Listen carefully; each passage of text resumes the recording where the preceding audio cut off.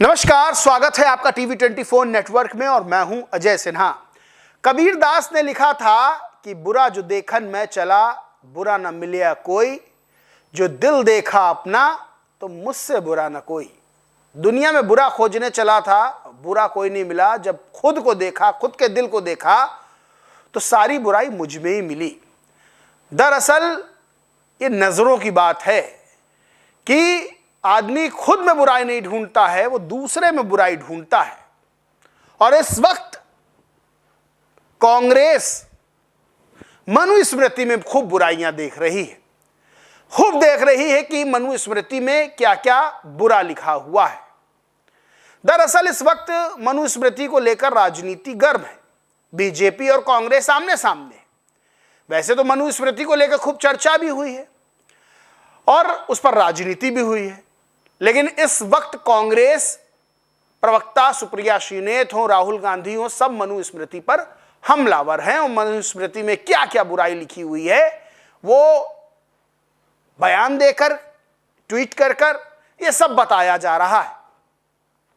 और मनुस्मृति की जब आलोचना, जब बुराई कांग्रेस करती है तो लोग पूछते हैं कि क्या कांग्रेस को सिर्फ हिंदू धर्म में ही, सनातन में ही बुराई नजर आती है?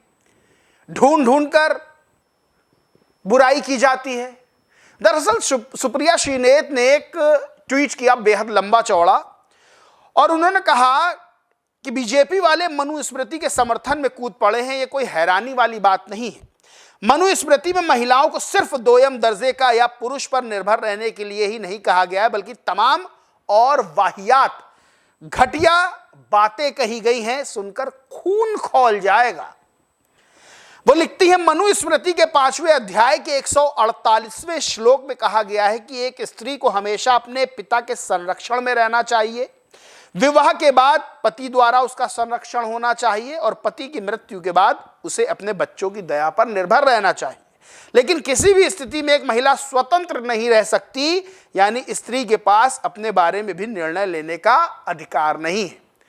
इनको लगता है कि मनुस्मृति में जो कह दिया गया आज के समय में वही सब चल रहा है, यानी जो स्त्रियां हैं वो स्वतंत्र रूप से अपना जो डिसीजन है वो आज भी नहीं ले रही हैं। वही इन्होंने कहा, मनुस्मृति महिलाओं को शिक्षा प्राप्त करने का अधिकार नहीं है। सिर्फ वे महिलाएं वेदों का अध्ययन कर सकती हैं जिनका यज्ञोपवीत संस्कार होता है, यानी उच्च वर्ण की कुछ महिलाओं को छोड़कर किसी को शिक्षा लेने का अधिकार नहीं है। आखिर कौन है वो महिलाएं जिनका खून नहीं खौलता? ये सब सुनकर इन्होंने कहा मनुस्मृति महिलाओं को शिक्षा प्राप्त करने का अधिकार नहीं है। तो इस हिसाब से तो अगर सब मनुस्मृति के हिसाब से ही मान लेते, चल रहे होते, तो शिक्षा प्राप्त करने का किसी को अधिकार ना होता। लेकिन क्या आज के ज़माने में कुछ ऐसा है? क्या आज के ज़माने में महिलाएं शिक्षा हासिल नहीं कर रही हैं, या जिनका यज्ञोपवीत संस्कार नहीं हुआ वो शिक्षा हासिल नहीं कर रही? डॉक्टर, इंजीनियर, आईएएस, आईपीएस नहीं बन रही हैं, वैज्ञानिक नहीं बन रही हैं, लेक्चरार, प्रोफेसर नहीं बन रही हैं, वकील नहीं बन रही हैं, पत्रकार नहीं बन रही हैं, या और दूसरे पेशों में नहीं जा रही हैं। फिर ये आगे लिखती है, मनुस्मृति जिसकी घटिया बातों से ये कहकर ध्यान भटकाने की कोशिश है कि बाकी धर्मों की बातें नहीं हो रही, ऐसे लोग तो राजा राम मोहन राय की सती प्रथा खत्म करते वक्त कहते बाकी धर्मों की कुरीतियां खत्म कीजिए। ये कैसी बचकानी, बेहूदी और महिला विरोधी बात है। आखिर बीजेपी वाले मनुस्मृति का बचाव कैसे कर सकते हैं? अब सवाल जो उठ रहा है और जिसका इन्होंने कहा भी कि सती प्रथा खत्म करते वक्त लोग कहते कि सती प्रथा क्यों खत्म कर रहे हो, और भी दूसरे धर्मों में जो बुराई है वो खत्म करो। जमाने जमाने में लोग रहे, जमाने जमाने में उन्होंने कहा। लेकिन बड़ी बात यह है कि आपको मानिए मनुस्मृति में कोई बुराई दिखती है तो क्या दूसरे धर्मों में नहीं दिखती है?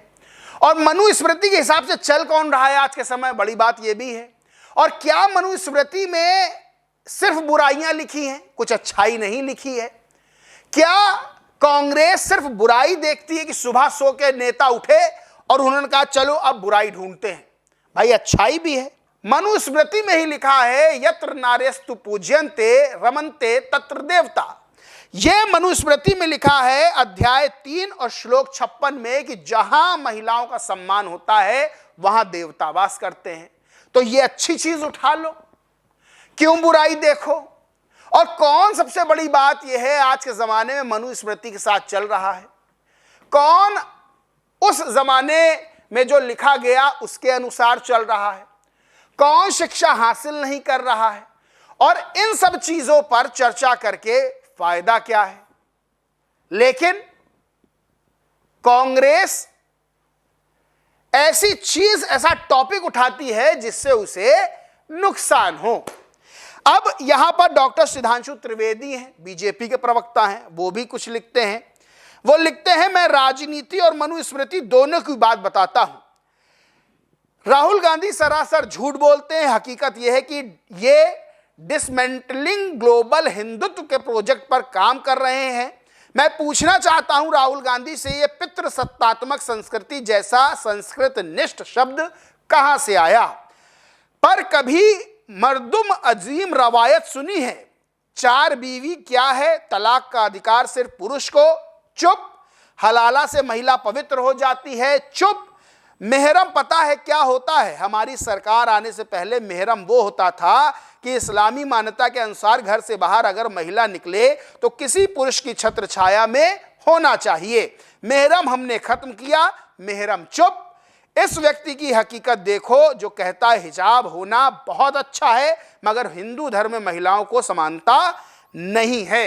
अब इन्होंने कांग्रेस पर सवाल खड़े किए और कहा कि जब मुस्लिम महिलाओं के हिजाब की बात आती है तब कांग्रेस और राहुल गांधी कहते हैं कि यह बहुत सही है, हिजाब होना बिल्कुल ठीक है, लेकिन हिंदू धर्म की महिलाओं को लेकर समानता की बात करते हैं। अब जाहिर सी बात है कि जब पुरानी प्रथाओं की बात हो रही है, महिलाओं की समानता की बात हो रही है, तो हिजाब पर भी बात होनी चाहिए कि जब पुरुष मुंह दिखा सकता है तो फिर महिला मुंह क्यों नहीं दिखा सकती है, वो चाहे हिजाब हो चाहे घूंघट की प्रथा हो। लेकिन कांग्रेस पर यह आरोप लगता है कि कांग्रेस सिर्फ हिंदू धर्म में जो कमियां हैं उसी को खोज खोज कर निकालती है, लेकिन दूसरे धर्मों की कमियों पर बात करने से पहले वो चुप हो जाती है। अब चाहे वो सुप्रिया श्रीनेत का ट्वीट हो, बयान हो, या राहुल गांधी का, उस पर लोग यही लिख रहे हैं। ये मैं नहीं कह रहा, ये लोग कह रहे हैं। आप जाएंगे देखेंगे ट्वीट उठा के उनका, तो उस पर जो कमेंट्स हैं उस पर बाण इसी तरह की आती है कि दूसरे धर्मों की भी बुराई कर लो, वहां सब ठीक है। क्योंकि जब आप बोल रहे हो, जब समानता की बात करो तो इसमें भी समानता लाओ, सबको समान रूप से सबकी आलोचना करो, समालोचना करो। सिर्फ एक को टारगेट करके आलोचना करना और दूसरे पे बात ही ना करना, क्या ये ठीक है? या फिर हिंदू धर्म में पर्दा प्रथा वो आलोचना के लायक है और मुस्लिम धर्म में पर्दा प्रथा वो तारीफ के लायक है? ये भी संभव नहीं हो सकता है। तो आलोचना कांग्रेस को दोनों तरफ से करनी चाहिए। खैर, कुछ लोग तो ये भी लिखते हैं कि बीजेपी के जीतने में कांग्रेस का बड़ा हाथ रहता है। कांग्रेस कुछ ना कुछ ऐसा टॉपिक खोज के लाती है जिससे उसको खुद ही नुकसान होता है। ये बातें बहुसंख्यक समाज को कहीं ना कहीं दुखी करती हैं, कहीं ना कहीं हर्ट करती हैं, और फिर होता क्या है कि आदमी बीजेपी को वोट कर देता है, बहुसंख्यक समाज, और वो सत्ता में आती है। तो कांग्रेस और राहुल गांधी पर लोग यही आरोप लगाते हैं कि ये ऐसा बयानबाजी करते हैं जिससे बीजेपी को फायदा हो। खैर, आज के जमाने की अगर बात कर ले, राजनीति को किनारे रख भी दे, तो 2 चीजें हैं। पहली चीज तो बड़े बुजुर्ग कहते हैं कि बुरी चीज देखो ही क्यों, अच्छी चीज देखो। किसी चीज में अच्छाई या बुराई दोनों चीजें होती हैं। मानिए ये मेरे पास चश्मे का केस है, अब इसमें अच्छाई भी है बुराई भी है, तो हम इसमें अच्छाई ढूंढें, बुराई क्यों ढूंढें? अगर हमारी नजरें बुरी हैं तो हम सिर्फ बुरा ही देखेंगे, बुरे पे ही चर्चा करेंगे, तो अच्छी चीज देखें। और दूसरी चीज ये है कि आज कौन मनुस्मृति पढ़ रहा है, आज कौन मनुस्मृति का अध्ययन कर रहा है।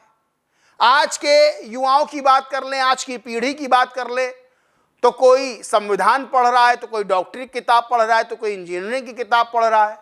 कितने घरों में मनुस्मृति है, कितने लोग उसका अध्ययन करते हैं, कितनों ने उसको पढ़ा है? तो बड़ा सवाल यही खड़ा होता है कि अगर हमको मनुस्मृति में कुछ देखना भी है तो अपने हिसाब से जो अच्छा हो उसको पढ़ लें, जो हमें अच्छा ना लगे उसको छोड़ दें। लेकिन कांग्रेस की बयानबाजी ऐसी है जिससे सीधा बीजेपी को फायदा होता है। खैर, मनुस्मृति पर राजनीतिक चर्चा इस वक्त हो रही है, आरोप प्रत्यारोप चल रहे हैं और बीजेपी ने यानी कि सुधांशु त्रिवेदी ने कांग्रेस से सवाल पूछा है कि भाई तुम ये भी बताओ कि हिजाब होना बहुत अच्छा है तो हिंदू धर्म में महिलाओं को समानता नहीं है, ये सोच क्यों रखे हो कि उनका सब ठीक और यहां सब गड़बड़। इस पूरे मामले पर आप क्या सोचते मानते कमेंट करके जरूर बताएं। वीडियो अच्छा लगा हो तो लाइक करें, शेयर करें और चैनल को सब्सक्राइब नहीं किया तो सब्सक्राइब करके बेल आइकन जरूर दबा लें। धन्यवाद।